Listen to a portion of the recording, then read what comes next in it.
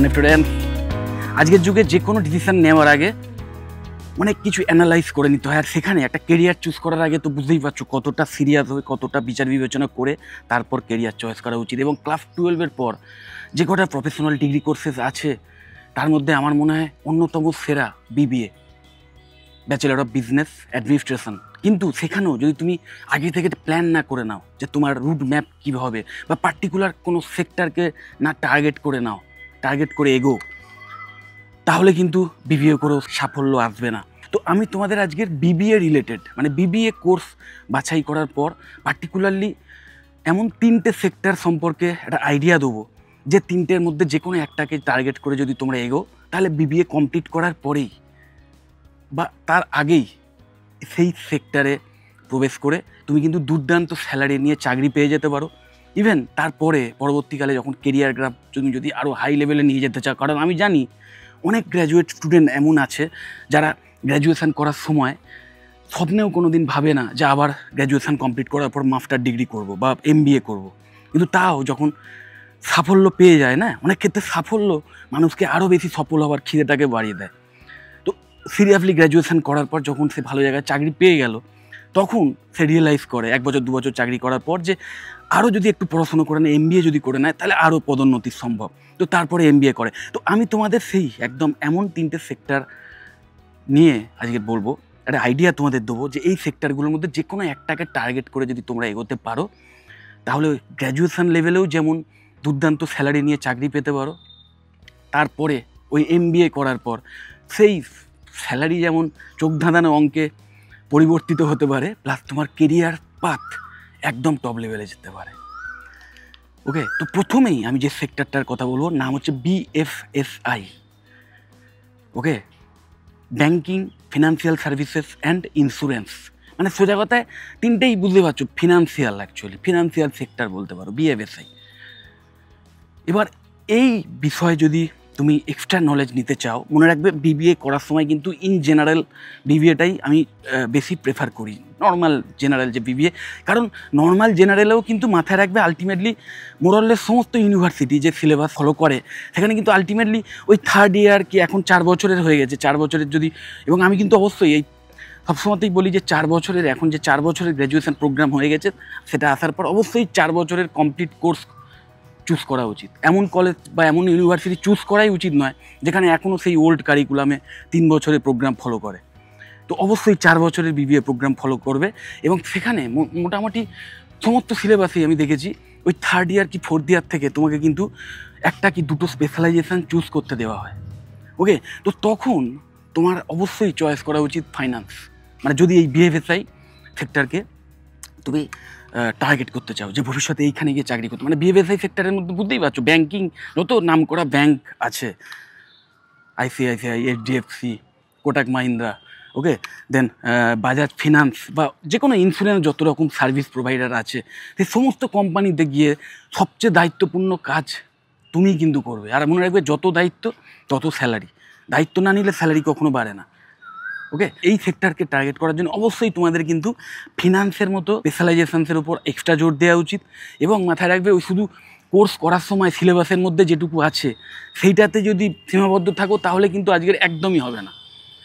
তোমাকে অবশ্যই সেই রিলেটেড অন্যান্য যে রিসোর্স আছে, যে এআই টুলসগুলোর ইউসেজ হচ্ছে, যেটা কিনা আজকের ম্যাক্সিমাম কলেজের সিলেবাসের মধ্যেই ইনক্লুডেড থাকে, যদি নাও থাকে তাহলেও তোমাকে আলাদা করে ইনিশিয়েটিভ নিয়ে online platform, open source platform থেকে সেগুলো শিখতে হবে।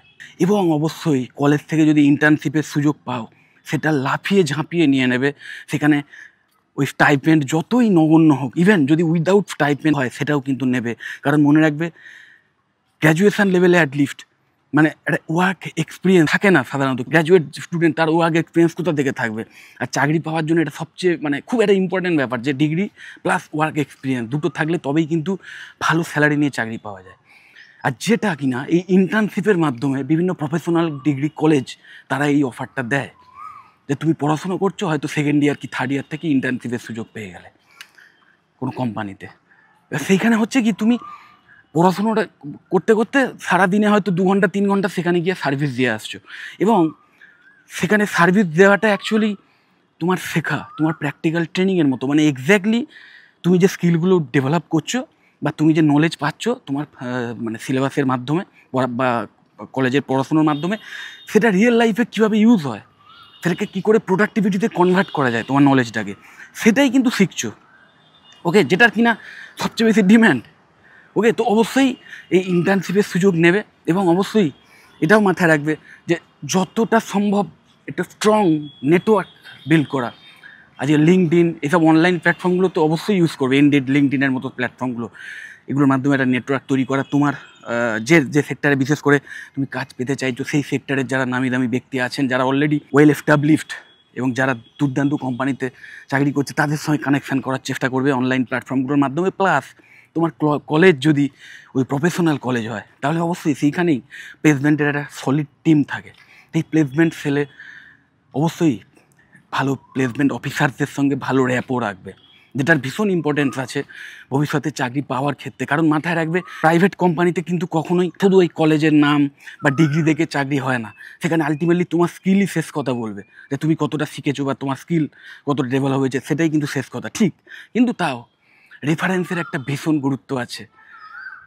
ওকে, কারণ চেনা জানা ব্যক্তি যদি কাউকে বলে দেয় যে হ্যাঁ ওই ক্যান্ডিডেট দুর্দান্ত, ওই ক্যান্ডিডেটকে আমার মনে হয় তোমার টেস্ট করা একবারে উচিত, তাহলে অবশ্যই সেই কোম্পানির এইচআর কিন্তু তোমাকে একটা এক্সট্রা ইম্পর্টেন্স দেবে এবং সুযোগটা পাবে ইন্টারভিউতে বসার অ্যাটলিস্ট।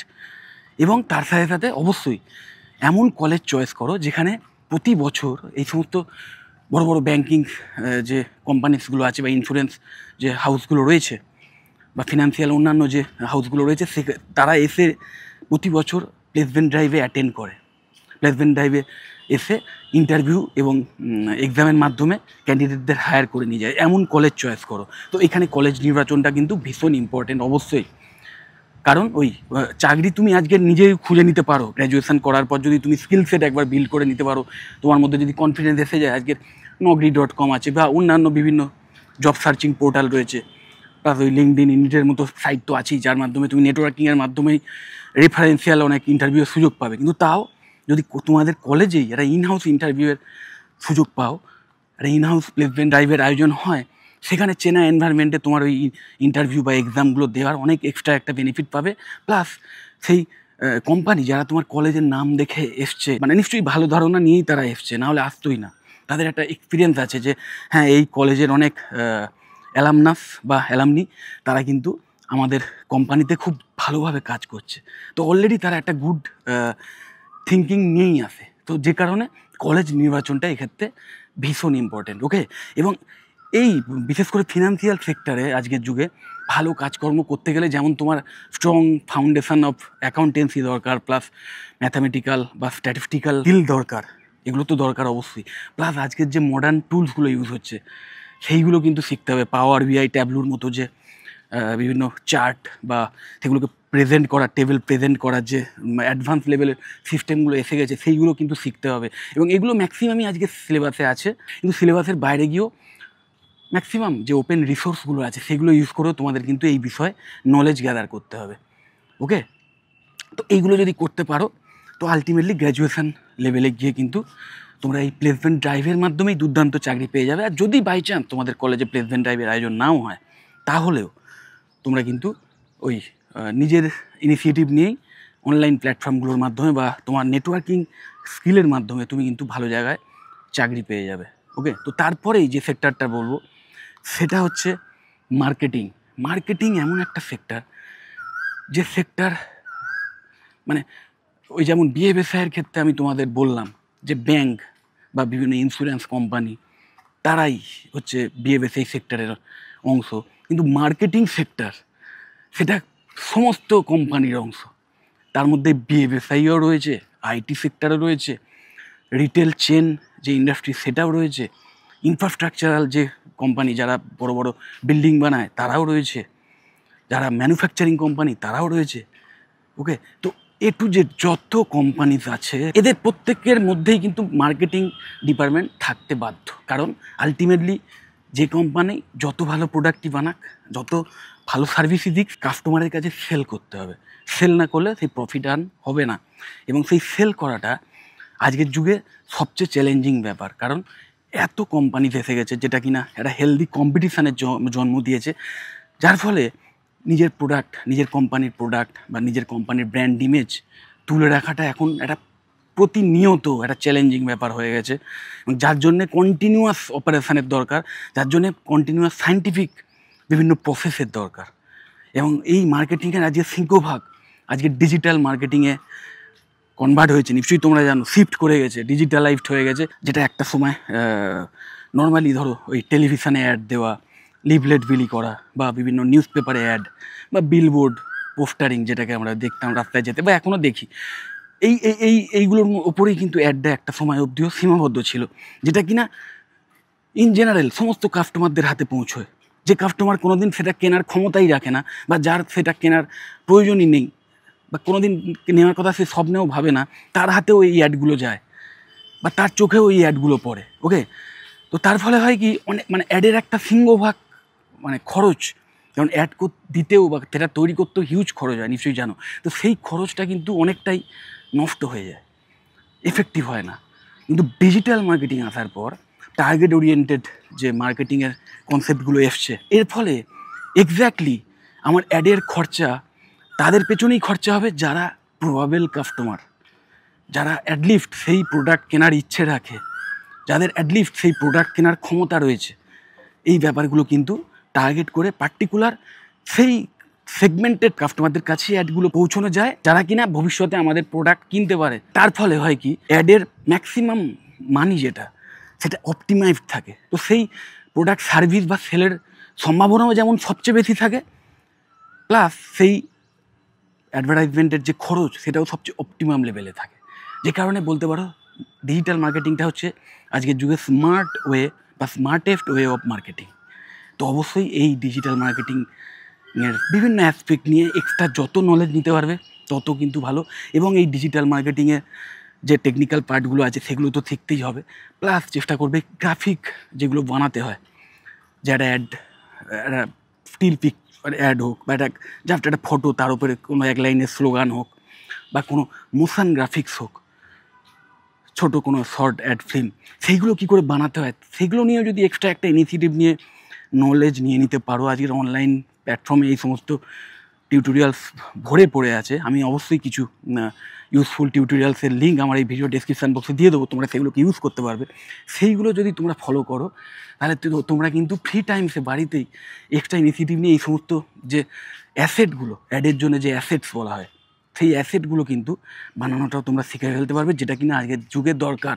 কারণ আগে একটা সময় ছিল যখন ওই একজন পার্টিকুলার একটা কাজ করতো, মানে সেটাকে আরও 10 জনকে মিলে একটা কোনো সেক্টরের কাজ হতো।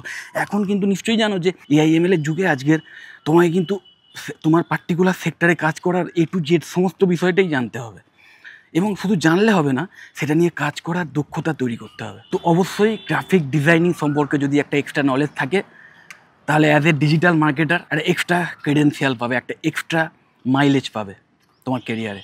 ওকে, এবং তার সাথে সাথে কাস্টমার সেগ্রিগেশন, যে কীভাবে বিগ ডেটা থেকে কাস্টমারদের বিগ ডেটা বা কাস্টমারদের একটা হিউজ ডেটাবেস থেকে কাস্টমারদের টার্গেট করা যায়, বা কাস্টমারদের প্রবাবেল কাস্টমারদের আইডেন্টিফাই করা যায়। তার জন্য ভেরিয়াস AI এর টুলস আছে, যেগুলো কিনা ডাটা সায়েন্সের একটা পার্ট বলতে পারো।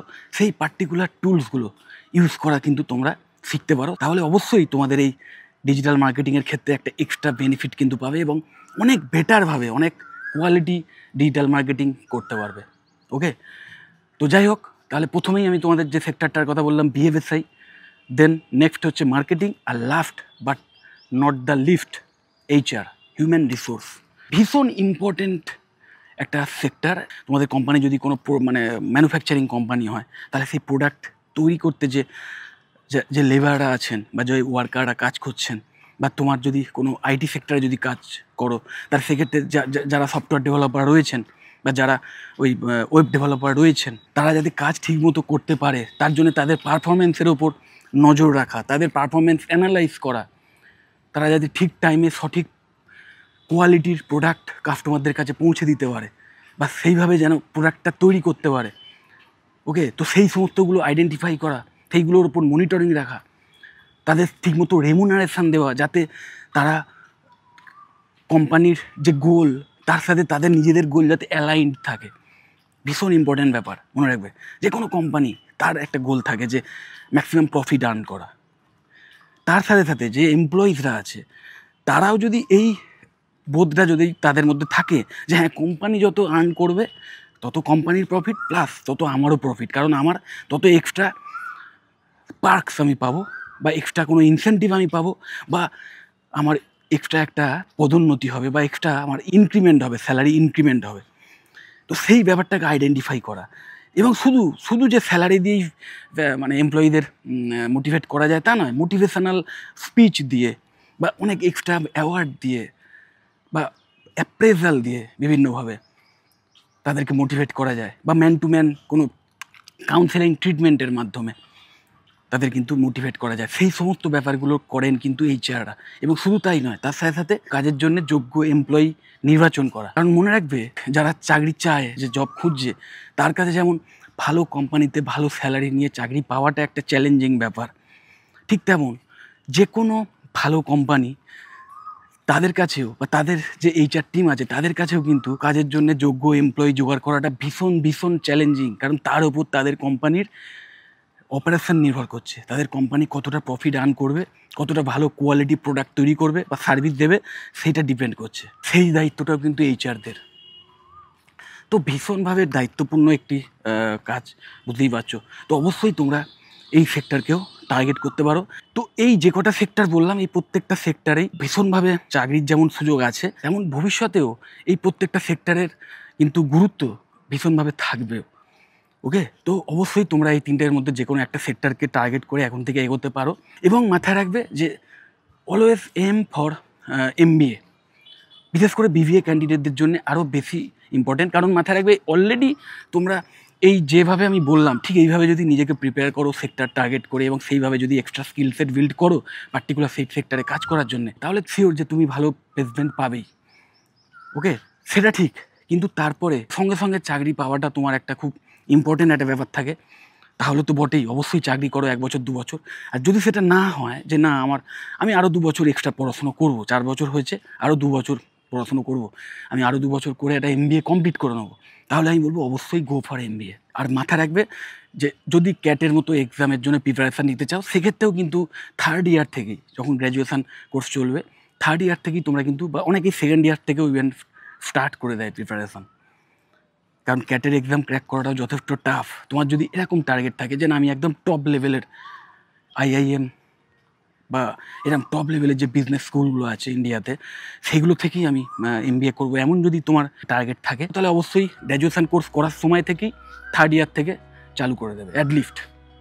আর যদি বাই চান্স এই সমস্ত সোকল টপ লেভেল বিজনেস স্কুলগুলোতে অ্যাডমিশনের সুযোগ নাও পাও, এছাড়াও প্রচুর ভালো ভালো এমবিএ কলেজেস আছে, বি স্কুলস আছে, আমাদের প্রাইভেট এমবিএ কলেজও আছে, যেগুলো কিনা যথেষ্ট কমেন্ডেবল, যেগুলোর মাধ্যমেও তুমি আমাদের দেশে টপ লেভেলে স্যালারি নিয়ে তো চাকরি পেতেই পারো, তার সাথে সাথে ওভারসিজ প্লেসমেন্টও পেতে পারো।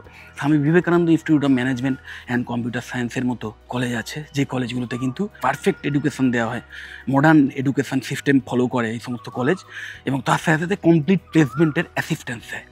আমি অবশ্যই আমাদের ওয়েস্ট বেঙ্গলের যে কটা ভালো ভালো কলেজে বিবিএ কোর্স করানো হয়, বিশেষ করে private BBA college, Swami Vivekananda institute of modern science, আমি মুখেই বলে দিলাম one of the best BBA college. কারণ খুব অ্যাফোর্ডেবল ফিজের বিনিময়ে খুব কোয়ালিটি এডুকেশান প্রোভাইড করা হয়।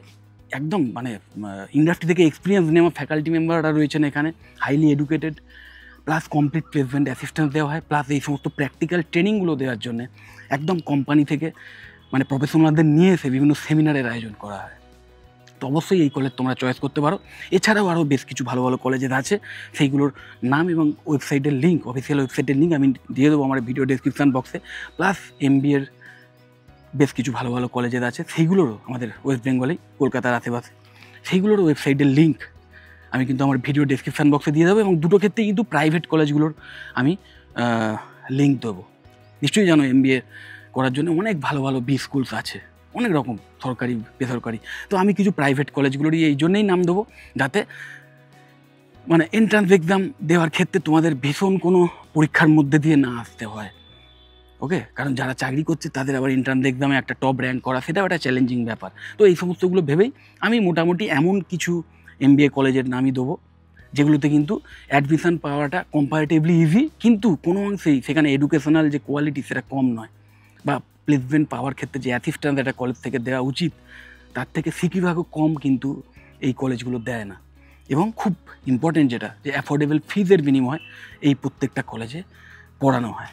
ওকে, তো যাই হোক, এই সমস্ত কোর্স রিলেটেড ব্যাপারে বা অন্য কোনো কোর্স রিলেটেড ব্যাপারে বা কোনো কলেজ সংক্রান্ত বিষয়ে যদি আমার থেকে কিছু জানতে চাও, তাহলে অবশ্যই আমাকে কল বা হোয়াটসঅ্যাপ করো, আমি অবশ্যই তোমাদের হেল্প করে দেবো। যদি মনে হয় ভিডিওটা হেল্পফুল, অবশ্যই লাইক করো, চ্যানেলটা যদি সাবস্ক্রাইব না করো তো এক্ষুনি সাবস্ক্রাইব করো, না ভিডিও যতটা পারো শেয়ার করে দিও। টাটা।